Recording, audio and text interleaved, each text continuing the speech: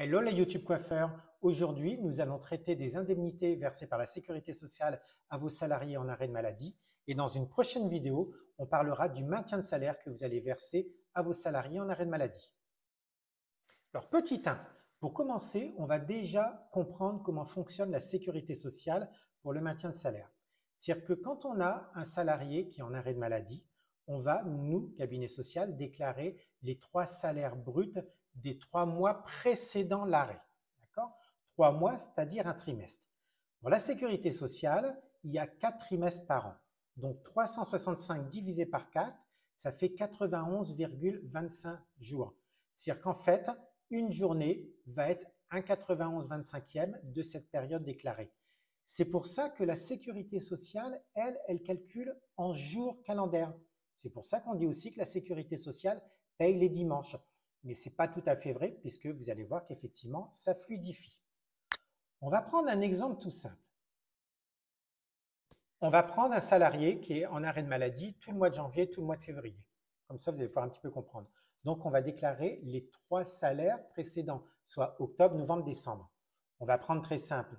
Il touche par mois 1 000 €, c'est un temps partiel, c'est cohérent. Donc, 3 fois 1 000 €, puisqu'on déclare ces 3 chiffres-là. Donc, ça fait 3 fois 1000, ça fait 3 000.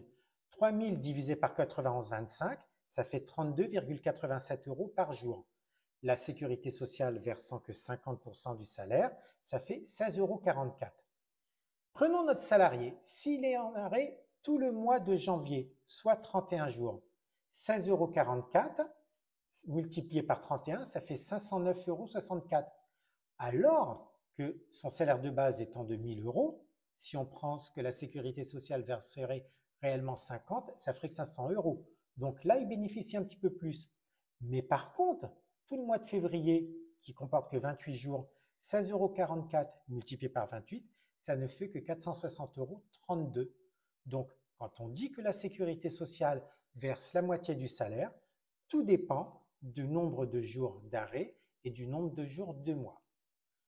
Dans la prochaine vidéo, on vous expliquera comment fonctionne le maintien de salaire fait par l'employeur. Et en tant qu'employeur, vous verrez que dans certains cas, si on vous dit que vous devez compléter à la hauteur de 90%, par le biais de ces calculs, vous n'allez pas réellement verser 90%, mais souvent beaucoup moins. Alors, on se retrouve sur les prochaines vidéos. Ciao, ciao les TikTokers!